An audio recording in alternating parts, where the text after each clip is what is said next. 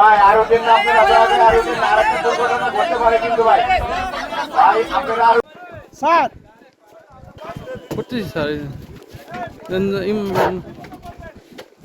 যাত্রী ভাইয়েরা আপনাদের দৃষ্টি আকর্ষণ করছি, আপনারা তাড়াহুড়া করেন না, শৃঙ্খলাবদ্ধভাবে একে একে ওঠেন।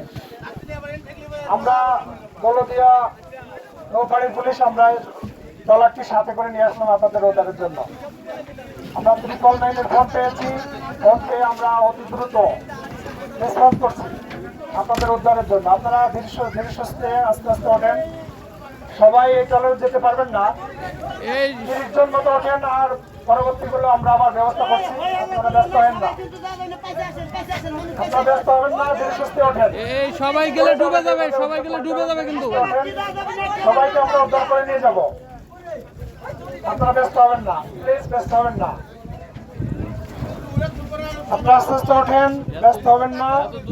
সকলকে আমরা এখান থেকে নিয়ে যাব, সেই ব্যবস্থা আমরা করছি। ইমরান ভাই এত দূরে দিলে